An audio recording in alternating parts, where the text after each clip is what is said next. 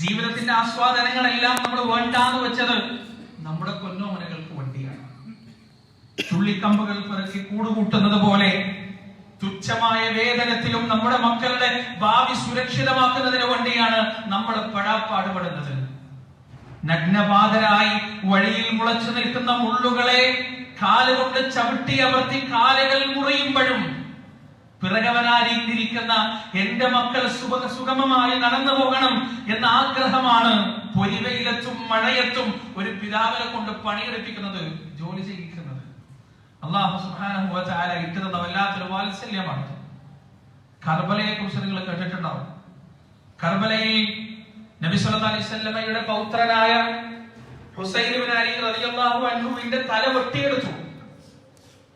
ഇബ്നു സിയാദ് എന്ന് പറയുന്ന മഹാക്രൂരനായ ആ നാട്ടിലെ ഗവർണർ ഹുസൈൻ റളിയല്ലാഹു അൻഹുവിന്റെ തലയിലേക്ക് വെട്ടിയെടുക്കപ്പെട്ട തലയിലേക്ക് തന്റെ കോല് കൊണ്ട് കയ്യിലുള്ള വടി കൊണ്ട് ഇങ്ങനെ അടിച്ചു പരിഹസിച്ചു കൊണ്ടിരിക്കുമ്പോ ജനസാമാന്യത്തിന്റെ ഇടയിൽ നിന്നൊരു ശബ്ദം ഉയർന്നു വന്നു. അനസ് ഇബ്നു മാലിക് റളിയല്ലാഹു അൻഹുവിന്റേതായിരുന്നു.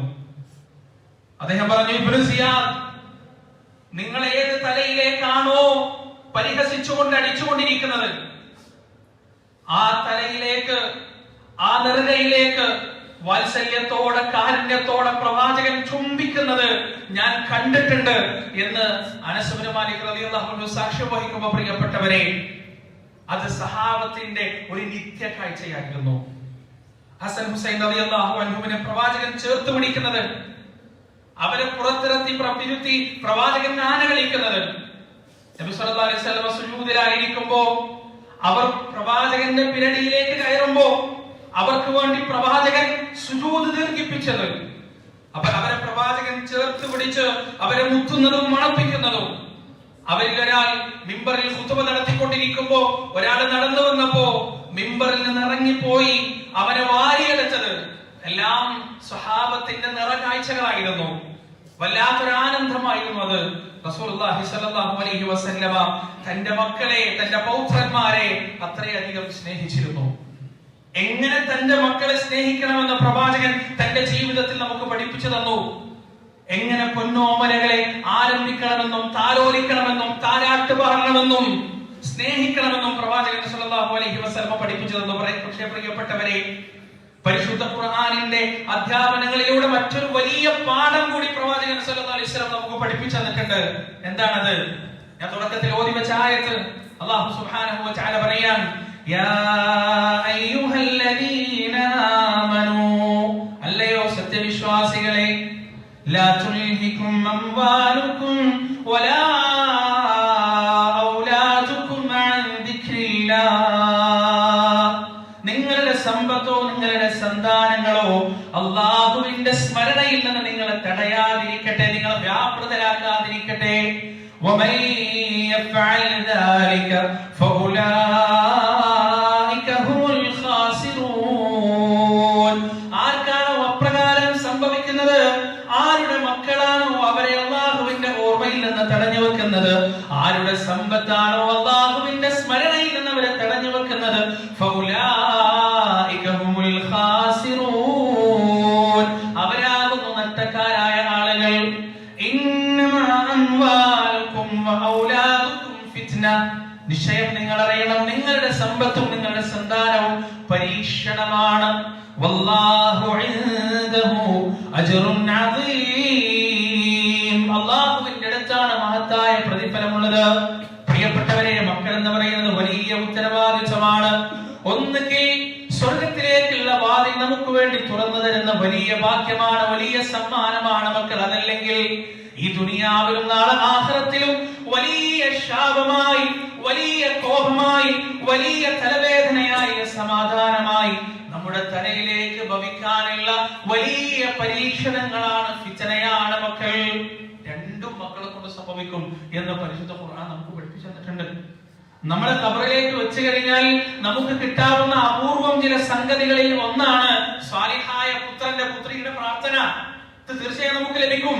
അതേസമയം നമുക്ക് ഖബറിൽ കിട്ടാൻ സാധ്യതയുള്ള മറ്റൊന്നാണ് ഈ ദുനിയാവിൽ നാം കാരണം അവർ ചെയ്തു കൂട്ടുന്ന വൃത്തികേടുകളും തിന്മകളും.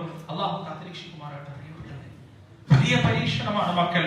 കഴിഞ്ഞ ദിവസമാണ് നമ്മൾ കേട്ടത് സ്വന്തം മാതാവിനെ എലിവിഷം കൊടുത്ത് കൊന്ന് ആ മാതാവിനെ എങ്ങനെ കൊല്ലാം, ഏത് രീതിയിൽ വിഷവും പ്രയോഗിക്കാം എന്നെല്ലാം ഗവേഷണം നടത്തിയിട്ട് നൊന്തുപറ്റ മാതാവിനെ കൊന്നു കളയാൻ തയ്യാറായ ഒരു മകളുടെ സംഭവം നമ്മൾ അടുത്ത ദിവസം കേട്ടിട്ടേ ഉള്ളൂ. കുറച്ചു നാളുകൾക്ക് മുമ്പാണ് സ്വന്തം മാതാവിന്റെ ശരീരത്തിൽ ആഴമുള്ള മാരകമായ വെട്ടുകൾ വെട്ടിപ്പരിക്കേൽപ്പിച്ച് എന്നിട്ട് വീടിന്റെ പിറകിൽ നിന്ന് കീടനാശിനി എടുത്തുകൊണ്ടുവന്ന് ആ മുറിവിലേക്ക് ഒടിച്ച് മൃഗീയമായി കൊന്നുകളഞ്ഞത് നമ്മൾ ഈ അടുത്ത കാലത്ത് നമ്മുടെ പ്രബുദ്ധ കേരളത്തിൽ, സാക്ഷര കേരളത്തിൽ നടക്കുന്ന സംഭവങ്ങളാണ്. സുബ്ഹാനല്ലാഹ്. അല്ലാഹു സുബ്ഹാനഹു വ തആല പരിശുദ്ധ ഖുർആനിലെ സൂറത്തുൽ ഫുർഖാനിൽ നമ്മൾ പ്രാർത്ഥിക്കാൻ പഠിപ്പിച്ച ഒരു പ്രാർത്ഥനയുണ്ട്. എന്താണ്? മക്കളുണ്ടായ മാത്രം പോരാ, പടച്ചോനെ മക്കളെ തരണേ, അല്ലാഹു നല്ല ഭാര്യയെ തരണേ എന്ന് മാത്രം പ്രാർത്ഥിച്ച പോരാ. വേറെ പ്രാർത്ഥനയും കൂടി നിർബന്ധമായി മുസ്ലിം ഉമ്മത്തിന്റെ ജീവിതത്തിൽ ദിനചര്യ എന്നോണം നാം സൂക്ഷിക്കേണ്ട ഒരു പ്രാർത്ഥന കൂടി. എന്താണ്?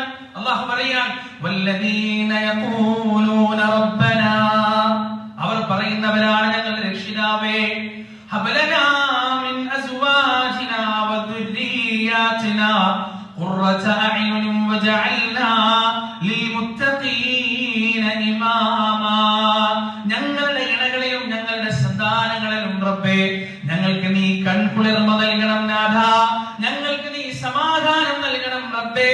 വജഅൽനാ ലിൽമുത്തഖീന ഇമാമാ. എന്നിട്ട് സൂക്ഷ്മത പാലിക്കുന്ന ഒരു ജനവിഭാഗത്തിന് ഞങ്ങളെ നീ നേതൃത്വമാക്കുകയും ചെയ്യണേ റബ്ബേ. ഏതെങ്കിലും രാഷ്ട്രീയ പാർട്ടിയുടെ തലപ്പത്തെത്തിക്കണേ എന്നല്ല, ഏതെങ്കിലും സംഘടനയുടെ തലപ്പത്തെത്തിക്കണേ എന്നല്ല, ഏതെങ്കിലും ഒരു ആൾക്കൂട്ടത്തിന്റെ തലപ്പത്ത് നേതാവാക്കണേ എന്നല്ല, നിന്നെ സൂക്ഷിച്ച് ജീവിക്കുന്ന മനുഷ്യരുടെ നേതൃത്വമാക്കി ഞങ്ങളെ നീ മാറ്റണേ നാഥ. എപ്രകാരമാണ് അങ്ങനെ ആയി തീരുക? തഖ്വയുള്ള മക്കൾ ഉണ്ടാകുമ്പോ, ആളുകളെ തഖ്വ കൊണ്ട് ഉത്ബോധിപ്പിക്കുന്ന, ആളുകൾക്ക് തഖ്വ കൊണ്ട് ഓർമ്മ നൽകുന്ന മക്കൾ ഉണ്ടാകുമ്പോഴാണ് അത് സംഭവിക്കുക. എവിടേക്കാണ് അങ്ങനെ നമ്മുടെ മക്കളെ എങ്ങനെയാണ് ആ ഒരു സ്ഥാനത്തേക്ക് എത്തിക്കുക? ഏത് രീതിയിലാണ് നമ്മുടെ മക്കളെ എങ്ങനെ ആക്കി ചേർക്കുക? ഖുർആൻ വളരെ വ്യക്തമായിട്ട് പറഞ്ഞു തന്നിട്ടുണ്ട്. ഇത് പ്രാർത്ഥിക്കാനും മക്കളെ നിങ്ങൾക്ക് പരീക്ഷണാണെന്ന് പറയാനും മാത്രമല്ല ഖുർആൻ ആയത്തുകൾ ഇറക്കിയത്, മറിച്ച് ഈ പറയുന്നത് പോലെയുള്ള മക്കൾ എങ്ങനെ ഉണ്ടാവും?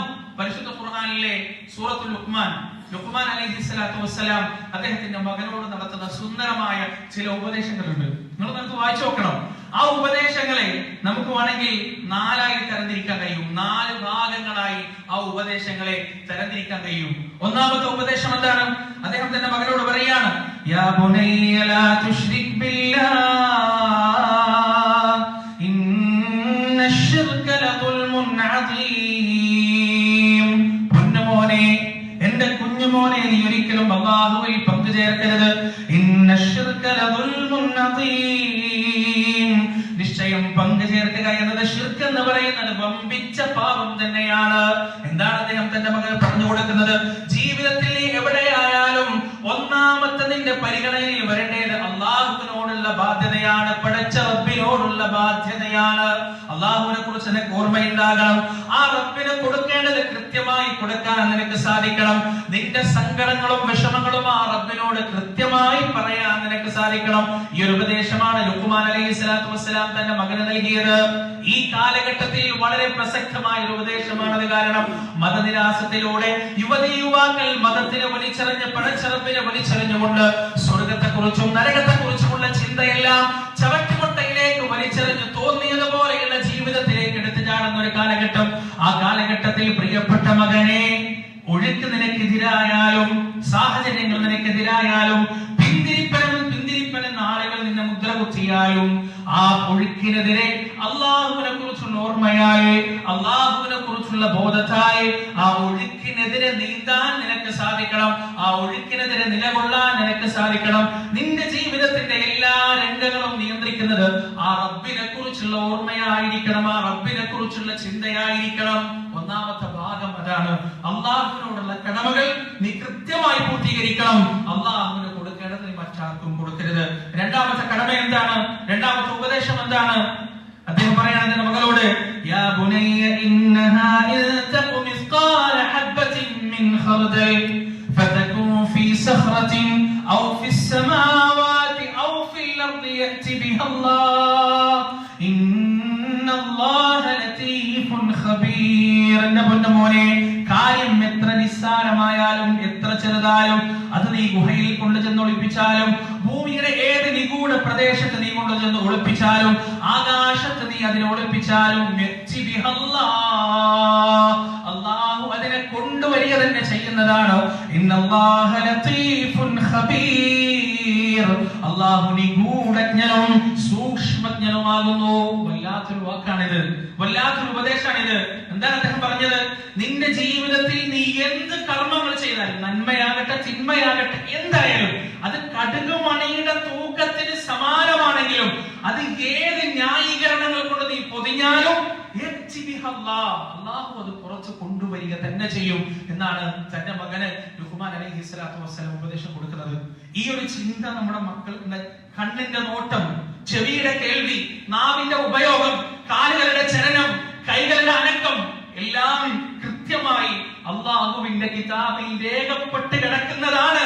മകനെ, മകളെ എന്ന ആഴത്തിലുള്ള ഉപദേശം നമ്മുടെ മക്കളുടെ ഹൃദയത്തിലേക്ക് ഇറക്കി വെക്കാൻ നമുക്ക് കഴിഞ്ഞാൽ അവർ യൂസുഫ് അലൈഹിസ്സലാത്തു വസ്സലാമിനെ പോലെയാകും, ലൂത്ത് നബി അലൈഹിസ്സലാത്തു വസ്സലാമിനെ പോലെയാകും.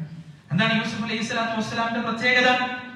തന്റെ വീട്ടിൽ ആരോരുമില്ലാത്ത സമയത്ത് തന്റെ യജമാനത്തി യൂസുഫ് അലൈഹിസ്സലാത്തു വസ്സലാമിനെ വശീകരിക്കാൻ ശ്രമിക്കാൻ, നിനക്ക് സ്വാഗതം, അവിടെ വ്യഭിചരിച്ചാൽ മറ്റാരും അറിയാൻ പോകുന്നില്ല, മാത്രമല്ല തനിക്ക് ഭൗതികമായ ഒരുപാട് സൗകര്യങ്ങൾ കൂട്ടിക്കിട്ടും ചെയ്യും. അവിടെ യൂസുഫ് അലൈഹിസ്സലാത്തു വസ്സലാം പറഞ്ഞ മറുപടി എന്താണ്? ഖാല മആദല്ലാഹ് ഇന്നഹു റബ്ബി അഹ്സന മസ്വായ ഇന്നഹു ലാ യുഫ്ലിഹു ളാലിമൂൻ. അല്ലാഹുവിൽ ശരണം, അല്ലാഹുവിലാണ് ശരണം, അവനിൽ ഞാൻ അഭയം പ്രാപിക്കുന്നു. ഇന്നഹു റബ്ബി അഹ്സന മസ്വായ, നിശ്ചയം അവനാണ് എന്റെ റബ്ബ്, അവനാണ് എനിക്ക് സുന്ദരമായ സവിശേഷമായ താമസ സൗകര്യം ഒരുക്കി തന്നിട്ടുള്ളത്. യൂസുഫ് അലൈഹിസ്സലാത്തു വസ്സലാമിന്റെ പ്രതികരണമാണ്. നമ്മുടെ മക്കൾക്ക് ഇത്തരത്തിലുള്ള പ്രതികരണത്തിന് സാധിക്കുമോ? പ്രിയപ്പെട്ടവരെ, നമ്മൾ സ്വന്തത്തോടൊന്ന് ചോദിച്ചാൽ മതി, നമ്മുടെ മക്കൾക്ക് ഇങ്ങനെ പ്രതികരിക്കാൻ സാധിക്കുമോ? ക്യാമ്പസുകളിൽ, സ്കൂളുകളിൽ, കോളേജുകളിൽ തെറ്റിന്റെ വാതായനങ്ങൾ തുറന്നു കൊടുക്കാൻ ഭരണകൂടമടക്കം ശ്രമിച്ചുകൊണ്ടിരിക്കുമ്പോ എല്ലാ ചട്ടങ്ങളും എല്ലാ ബൗണ്ടറികളും തച്ചു തകർത്ത് വ്യഭിചാരത്തിന്റെയും കൂടിക്കലരലിന്റെയും ലിംഗസമത്വം എന്ന പേരിലുള്ള സകല അരാജകത്വങ്ങളുടെയും വാതിലുകൾ തുറന്നു കൊടുക്കുമ്പോൾ ഒഴുക്കിനെതിരെ ശക്തമായി പിടിച്ചു നിൽക്കാൻ നമ്മുടെ ആൺമക്കൾക്കും പെൺമക്കൾക്കും കഴിയുമോ എന്നത് നാം നമ്മോട് തന്നെ ചോദിക്കേണ്ട വലിയൊരു വിഷയമാണ്. മഹാനായ ലൂത്ത് നബി അലൈഹിസ്സലാത്തു വസ്സലാം, അദ്ദേഹത്തിന്റെ സംഭവം എനിക്കറിയാലോ. തെറ്റില്ലാത്ത സമുദായം കേട്ടോ, തെറ്റ് സംഭവിക്കാത്ത, പാപം സംഭവിക്കാത്ത ഒരു സമുദായം ലോകത്ത് കഴിഞ്ഞു പോയിട്ടില്ല. കുല്ലു ബനി ആദമ ഖത്താഊൻ, എല്ലാവരും മക്കൾ തെറ്റ് ചെയ്യുന്നവരാണ്. പക്ഷേ ഈ തെറ്റിനെ സാമാന്യവൽക്കരിക്കുക എന്നത് വലിയ ദുരന്തമാണ്. ഒരു തെറ്റിനെ തെറ്റല്ലാതാക്കി മാറ്റുക. അപ്പൊ എന്താണ് സംഭവിക്കുക? നടുറോഡിൽ അത് സംഭവിക്കും, പരസ്യമായി അത് സംഭവിക്കും. ലോകത്തെ ഏറ്റവും കൂടുതൽ ശിക്ഷ ഒരേ സമയം ഇറങ്ങിയ സമുദായമാണ് സദൂം ഗോത്രം. ആ സദൂം ഗോത്രത്തിന്റെ പേരിലാണ് ഇന്നും ഹോമോസെക്ഷാലിറ്റി അറിയപ്പെടുന്നത്, സൊഡോമി. അവിടെ സംഭവിച്ചത് എന്താണ്? ഒരേ സമയം അമ്ലമഴ പെയ്തു, ആ നാട് മുഴുവൻ അട്ടിമറിക്കപ്പെട്ടു, ഭീകരമായ ശബ്ദത്താൽ അവർ ശിക്ഷിക്കപ്പെട്ടു. എന്താ കാരണം? പരിശുദ്ധ ഖുർആൻ പറയുന്നുണ്ട്, ലൂത്ത് നബി അലൈഹിസ്സലാത്തു വസ്സലാമിന്റെ വീട്ടിലേക്ക് ആ നാടിനെ ശിക്ഷിക്കാനുള്ള, നശിപ്പിക്കാനുള്ള മലക്കുകൾ 3 സുന്ദരന്മാരായ യുവാക്കളുടെ രൂപത്തിൽ വന്നപ്പോ ആ മലക്കുകളുമായി വരെ അവർ മലക്കുകളാണെന്നറിയാതെ ആ യുവാക്കളെ വിട്ടുകിട്ടുന്നതിന് വേണ്ടി ലൂത്ത് അലൈഹിസ്സലാത്തു വസ്സലാമിന്റെ വീടിന്റെ മുറ്റത്ത് തടിച്ചുകൂടിയ അക്രമകാരികളായ ആ ജനതയെ കുറിച്ച്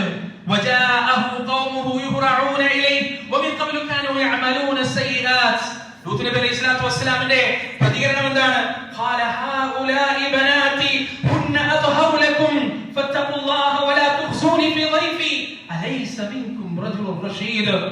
അല്ലയോ വൃത്തികെട്ടവരെ, ഇതാ എന്റെ പെൺമക്കൾ, അവരാണ് നിനക്ക് പരിശുദ്ധർ, നിങ്ങൾക്ക് പരിശുദ്ധർ. എന്റെ അതിഥികളുടെ മുന്നിലിട്ട് നിങ്ങൾ എന്നെ അപമാനിക്കാതിരുന്നാലും നിങ്ങളിൽ നേരും നെറിയുമുള്ള ഒരു യുവാവ് പോലും ഇല്ലേ എന്ന ലൂത്ത് നബി അലൈഹിസ്സലാത്തു വസ്സലാമിന്റെ ചോദ്യത്തിന് അവരുടെ മറുപടി എന്താണ്? ഖാല ലഖദ അലിംത മാ ലനാ ഫീ ബനാതിക മിനൽ ഹഖ് വഇന്നക ലതഅലമു മാ നുരീദ്.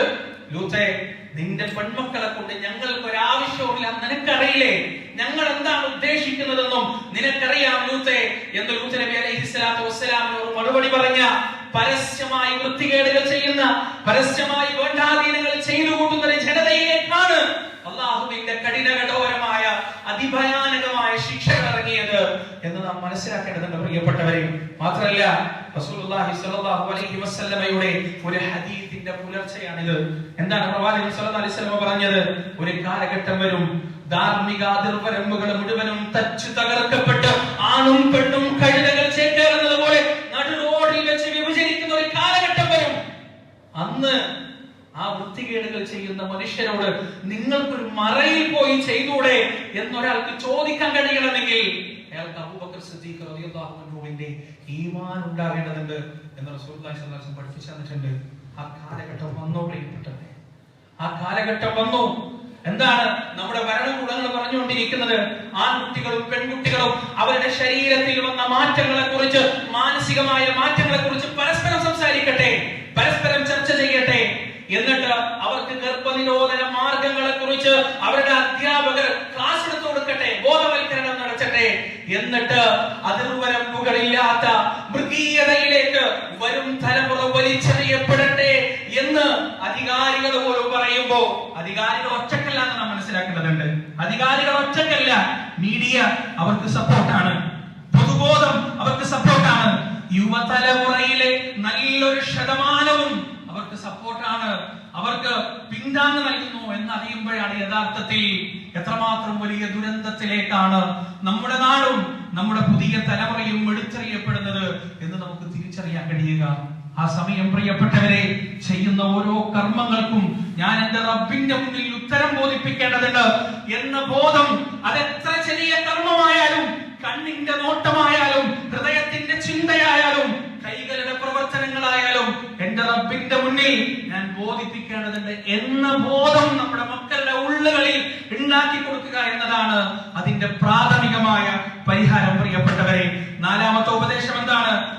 ലുഖ്മാൻ നബി അലൈഹി സ്വലാത്തു വസ്സലാമിന്റെ നാലാമത്തെ ഉപദേശം അദ്ദേഹം പറയാണ്, യാ ബുനയ്യ അഖിമിസ് സ്വലാത്ത് വഅ്മുർ ബിൽ മഅറൂഫി വൻഹ അനിൽ മുൻകർ വസ്ബിർ അലാ മാ അസാബക് ഇന്ന ദാലിക മിൻ അസ്മിൽ ഉമൂർ.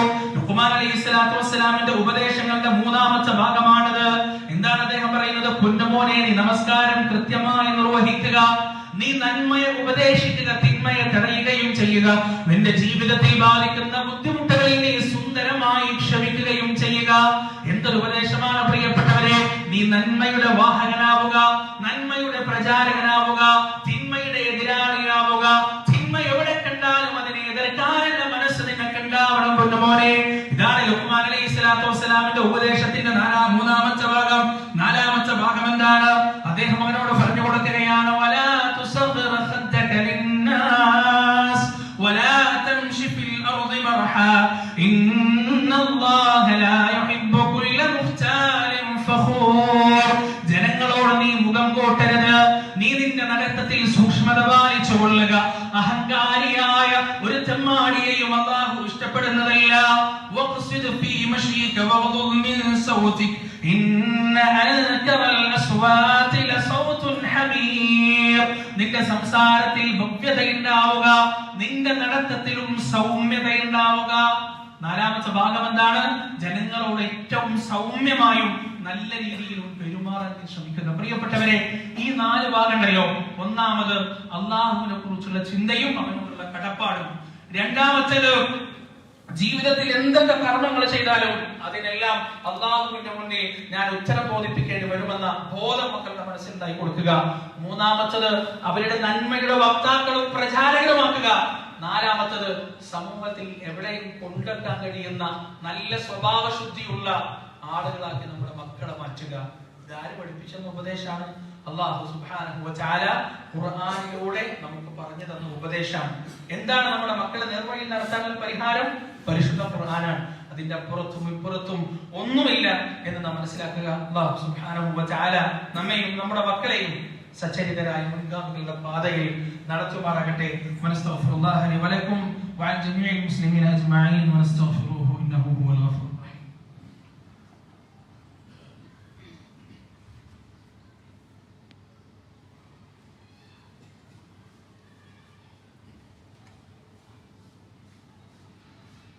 الحمد لله رب العالمين الصلاة والسلام على رسول الأمين وعلى آله وأصحابه أجمعين أما بعد يا أيها الذين آمنوا اتقوا الله حق تقاته ولا تموتن إلا وأنتم مسلمون ഒരിക്കൽ കൂടി അല്ലാഹുവിനെ സൂക്ഷിച്ച് ജീവിക്കണമെന്ന് സ്വന്തത്തോടും നിങ്ങളോടും വസിയത്ത് ചെയ്യുകയാണ്.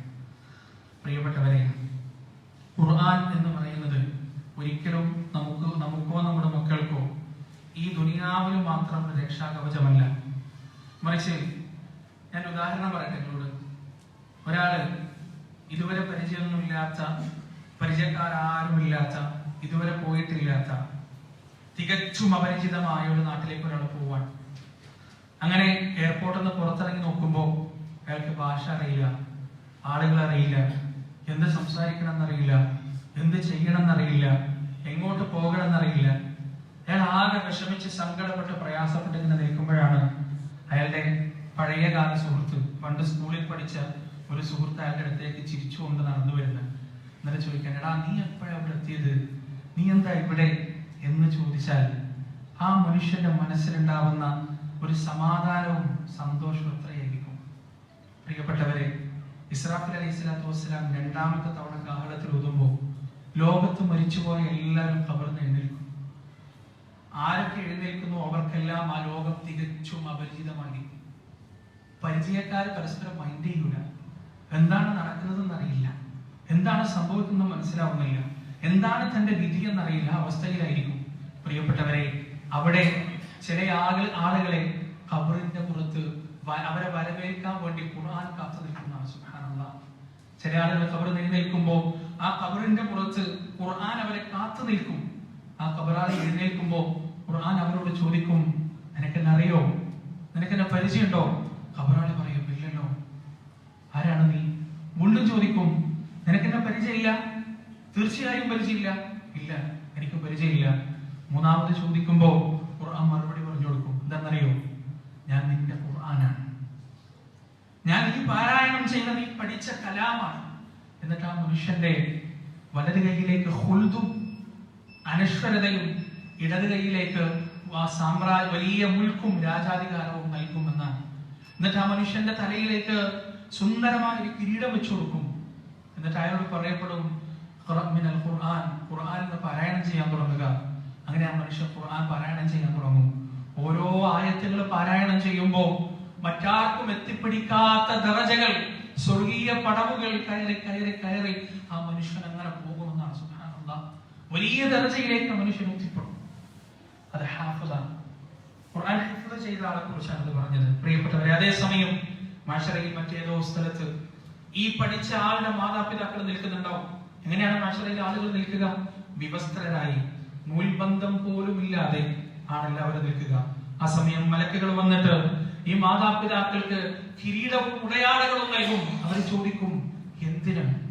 ഇതിന് മാത്രം എന്ത് സുഹൃതവും നന്മയുമാണ് ഞങ്ങൾ ചെയ്തത് എന്ന് ചോദിക്കുമ്പോ ആ മാതാപിതാക്കളോട് പറഞ്ഞു കൊടുക്കപ്പെടുമെന്നാണ്, നിങ്ങളുടെ മകൻ അല്ലെങ്കിൽ നിങ്ങളുടെ മകൾ ഖുർആൻ പഠിച്ചത് കാരണമാണ് നിങ്ങൾക്ക് ഇത് ലഭിക്കുന്നത് എന്ന് ആ മാതാപിതാക്കളോട് അവിടെ വെച്ച് പറയപ്പെടുമെന്നാണ്. ഖുർആൻ പഠിച്ചവർക്ക് മാത്രമല്ല പ്രിയപ്പെട്ടവരെ, ആ ഖുർആൻ പഠിക്കാൻ കാരണക്കാരായവരെ ആ മഹ്ശറയിൽ വെച്ച് അനുമോദിക്കുകയും പ്രശംസിക്കുകയും അഭിനന്ദിക്കുകയും അവരുടെ അഭിമാനത്തെ അല്ലാഹു ഉയർത്തുകയും ചെയ്യുമെന്ന് റസൂലുള്ളാഹി സ്വല്ലല്ലാഹു അലൈഹി വസല്ലമ നമുക്ക് പഠിപ്പിച്ചതാണ്. പ്രിയപ്പെട്ടവരെ, ഞങ്ങൾ ഇവിടെ വന്നിരിക്കുന്നത് വാരം തക്കാളിപ്പടിയ പ്രദേശത്ത് ഒരു പുതിയ ഹിഫ്ള് കോളേജ്, തഹ്ഫീദുൽ ഖുർആനിന്റെ സെന്റർ ആരംഭിക്കാൻ പോവുകയാണ്. ഇൻഷാ അല്ലാഹ് അടുത്ത വർഷം അതിന്റെ അഡ്മിഷൻ സ്റ്റാർട്ട് ചെയ്യും. അതിന്റെ വർക്കുകളൊക്കെ നടന്നുകൊണ്ടിരിക്കുകയാണ്. അതിലേക്ക് വേണ്ടിയുള്ള സഹായത്തിന് വേണ്ടിയാണ് ഇന്ന് ഞങ്ങൾ ഇവിടെ എത്തിച്ചേർന്നിരിക്കുന്നത്. നിങ്ങളാൽ കഴിയുന്ന സഹായം അടുത്ത ആഴ്ച വരുമ്പോൾ അതിനുവേണ്ടി ചെയ്യണം എന്ന് ആത്മാർത്ഥമായി അപേക്ഷിക്കുകയാണ്.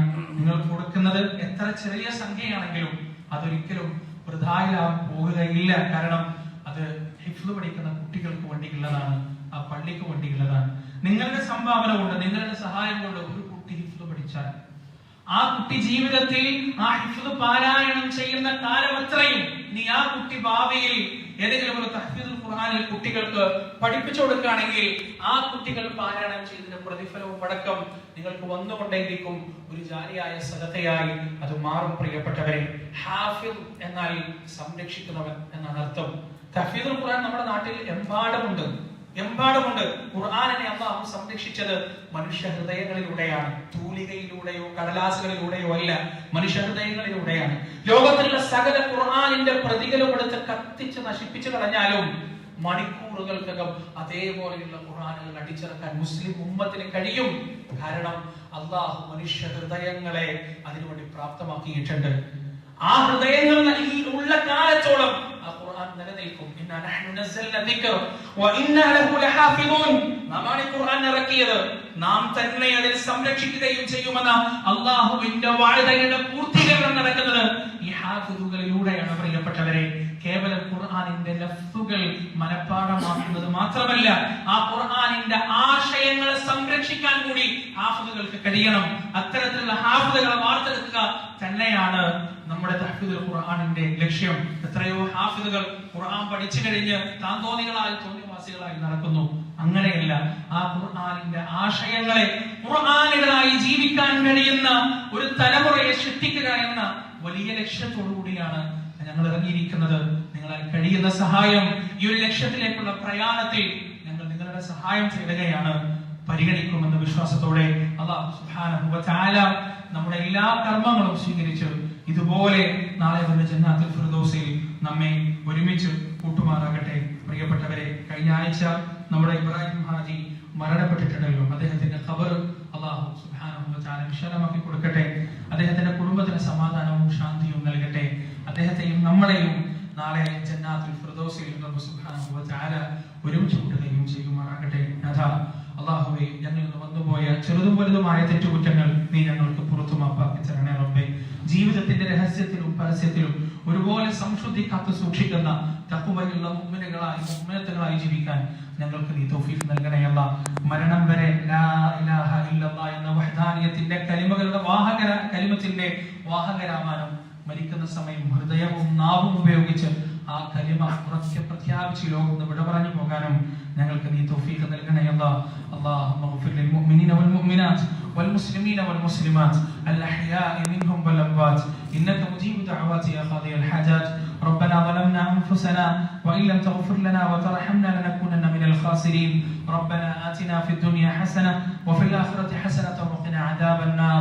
ربنا تقبل منا إنك أنت السميع العليم وتب علينا إنك أنت التواب الرحيم. وصلى الله على نبينا محمد وعلى آله وأصحابه ومن تبعهم بإحسان إلى يوم الدين.